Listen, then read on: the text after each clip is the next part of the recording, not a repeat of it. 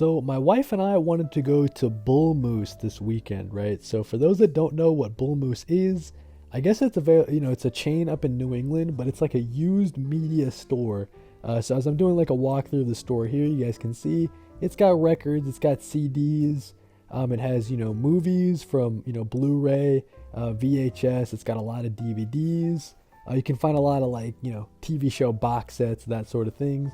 They also, I guess they have action figures, like just a couple of them, nothing too crazy. But they have, everything broken down into genres. They're big on a horror section, so their horror section is pretty huge, as you guys will see here. But yeah, just, wall to wall DVDs and movies and just used media on every end cap sort of place. So when I go to Bull Moose, what am I looking for? So right now I'm looking at the superhero, DVD and Blu-ray section. I think it'd be cool to get like an entire complete animated series collection, like the Superman, the Batman, all the Justice League shows. So I'm slowly working on that. Here's the graphic novel section. They have a lot of pre-owned stuff. You can find a lot of cool stuff there. There's that Teen Titans series that DC Comics they sent me. I found a lot of different used trade paperbacks, right? So we have Lock and Key trade paperback issue, volume number 1. We have Letter 44, which is a Charles Soule written series, and it's got this really cool, like sort of holographic cover. A lot of different interesting things, man. We found some early Astro City stuff for those Kurt Busiek and Alex Ross heads out there. I don't know, maybe this is like a spin-off series. I'm not sure. I'm not sure if this is the Alex Ross content, maybe not. We also have some, just really old Ed Brubaker and Sean Phillips stuff, man. So a Criminal trade paperback, you guys know I'm all over that. Also saw some hardcovers, in addition to trades, some stuff by Matt Kint. This was interesting. It was called Torso, and I saw Brian Michael Bendis as the writer. So like a true crime graphic novel with this really interesting black and white monotone artwork. And then, dude, I found all these Calvin and Hobbes, man. What a classic series. I kind of want to go back and see if they have all of these, and maybe just clean them out, dude, and buy all the Calvin and Hobbes content. Because, man, flipping through this, I didn't film flipping through it, but just some nostalgic stuff right there. Some of my early comic strip reading.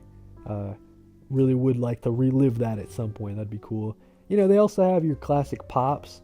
There's the wife there looking at some books. They have some used books as well. Here we are looking at some VHS, and then we've got some PS2 games.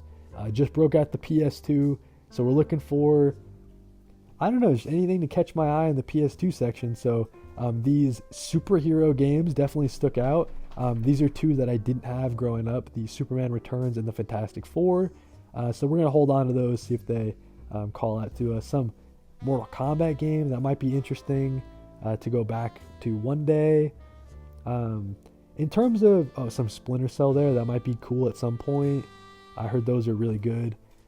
With the PS2, man, I think I'm just looking for, I can't really tell you and explain what I'm looking for. I guess it's like superhero video games, but more than that, it's just kind of games that as you're growing up, you don't know are good, but you find out when you're older that, hey, these were the games you were probably supposed to be playing. So I guess that's what I'm kind of looking for PS2. I found this like Marvel vinyl record. Looks pretty interesting there. 28 days. Walk to remember. Nightmare Before Christmas. Yep.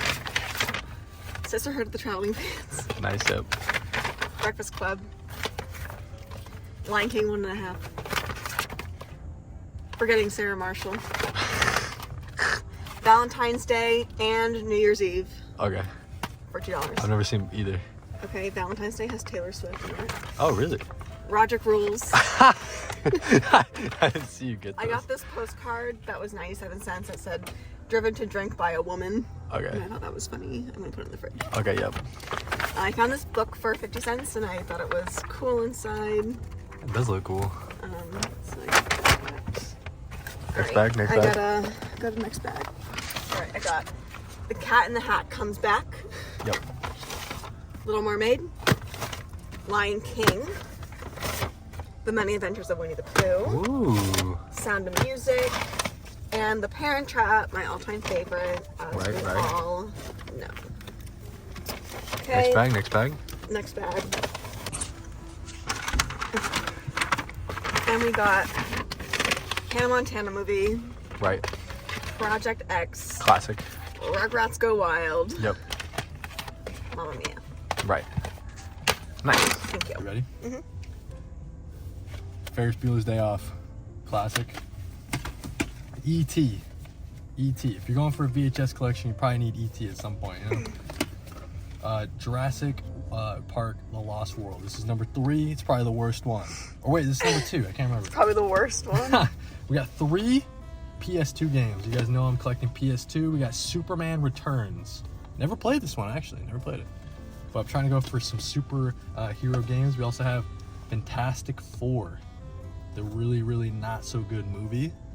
But I heard the game's like decent. Go Then we got faster. Iron Man on PS2. All right, comic book time. Friday, book 3. I've been reading the Friday series. We also have Lock and Key, volume number 1. Found it for a pretty good price. We have Letter 44, Charles Soule Albuquerque, volume number 1. Plus, dude, look at this. Sparkle, can they see? Mm-hmm. We have, I think this is like volume number 1 of Criminal, but it's like an older trade. Actually, volume number 2, it says. But yeah, that's cool. We have Mind Management, hardcover. Matt Kint, trying to read more Matt Kint. And then, last but not least, never heard of this, we have Torso, crime graphic novel, by Michael Bendis. Really cool stuff there.